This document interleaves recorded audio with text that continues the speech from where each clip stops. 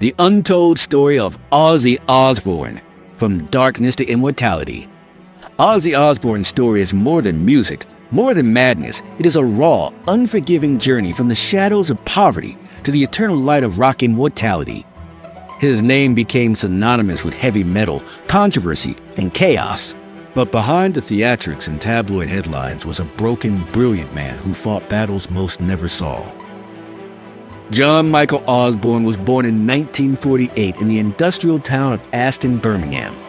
His family was poor, painfully poor.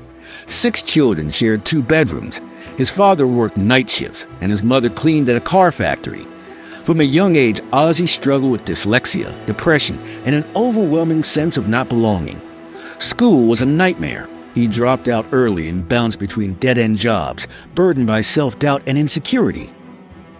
He fell into petty crime, stealing clothes and electronics in a desperate attempt to make something of himself.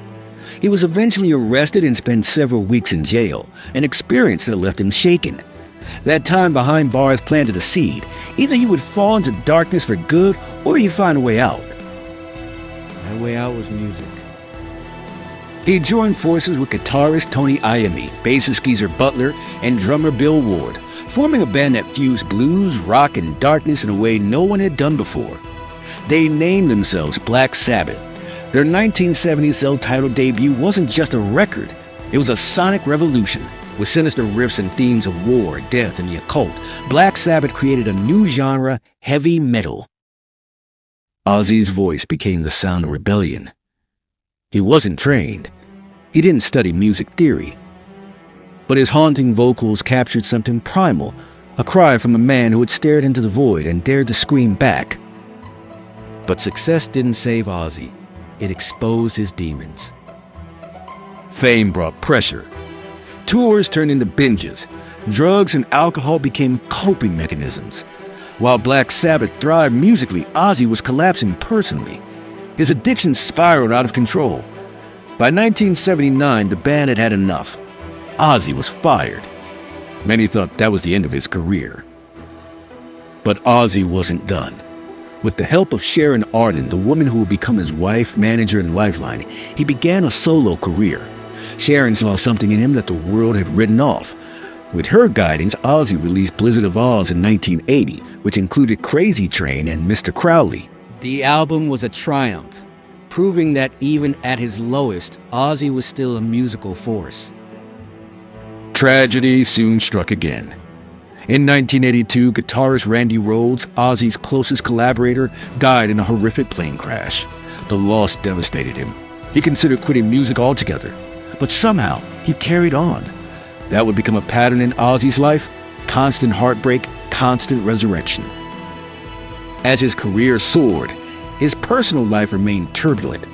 There were stints in rehab, relapses, public meltdowns, arrests, and lawsuits.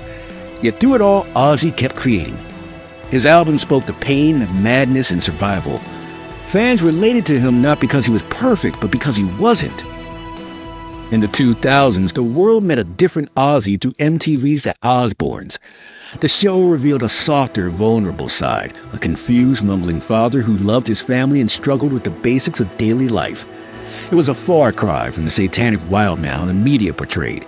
Viewers saw the toll decades of fame had taken, the memory lapses, the slurred speech, the fragility.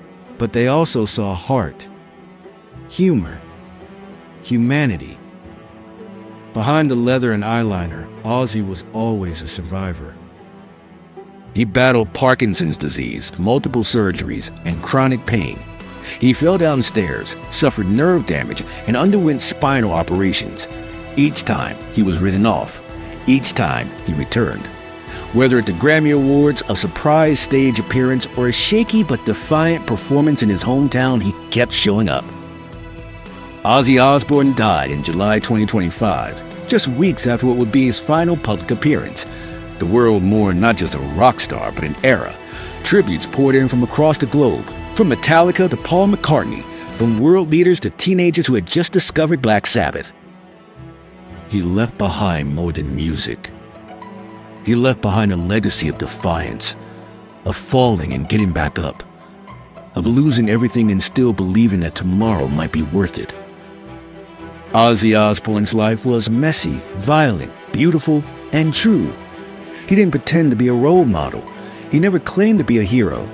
He was just Ozzy, imperfect, unfiltered, unforgettable. And now his story belongs to history.